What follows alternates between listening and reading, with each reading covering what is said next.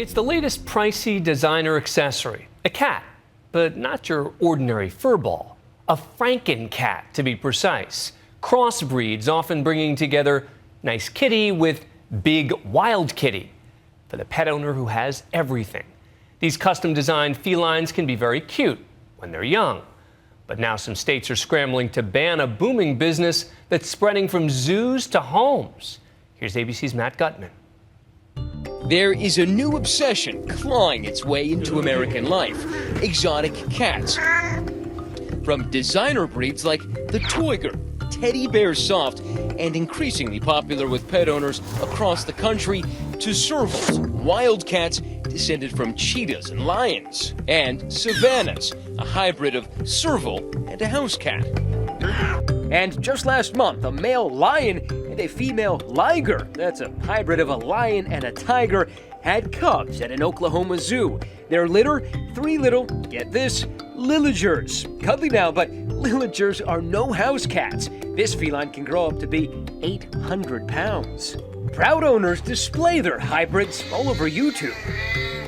But these exotic cats can be controversial, and some say the aggressive ones can kill. Kitties that can grow 2 to 3 times larger than a house cat. That crunching sound is a pretty good sign of how closely related servals are to their big cat cousins. And I just want to ask everybody to try and stay 3 feet away from the cages. CAROLE BASKIN is the founder of Big Cat Rescue in Tampa, Florida.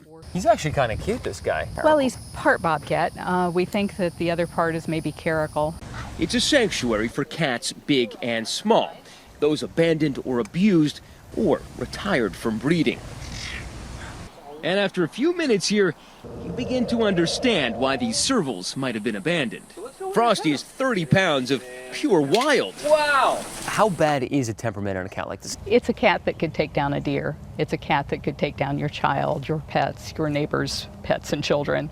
And they spray bucket loads of urine all over everything. Spray urine? Yes. Sounds like a great house pet. So they spray urine, they eat your children. Doesn't word spread that these aren't probably the best animals to have in your house as pets? People want to have something different. They want to have the biggest, the baddest, the most exotic. Remember that crunch? A serval's bite creates more than 1,000 pounds of pressure per square inch. Compare that to a human jaw, which chomps down at about 100 pounds per square inch. 3 feet, right? Yes. This is senior animal keeper GALE INGHAM. In bucket, a serval's delicacy: raw, bone-in chicken necks. Whoa, nice catch. Are they any more dangerous than the other animals you have here? They're all equally dangerous, some more on the kill side than the injure side. So some are more dangerous in the kill than the maim side? Yes. Oh, that's nice. Would you prefer maiming to killing, personally?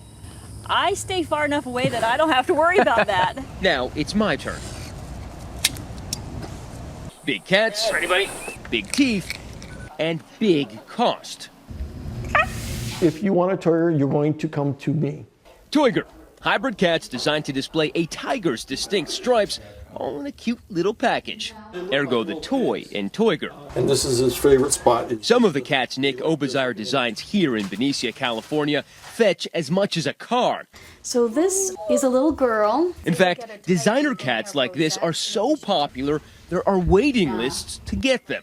Sometimes dozens of people deep, lasting months. Hi, Stephanie. I want to introduce you to my wife, Diane. Hey, Stephanie, and this is how Kyle. are you? They came all the way from Chicago to see our kitties, our Toygers. OBERZIRE expects 7 sets of customers for 3 available Toyger kittens. A market so hot, the seller can afford to be picky. We can afford to look at every last person. We only breed 20 or 25 cats a year. You can see them right now. You're so cute.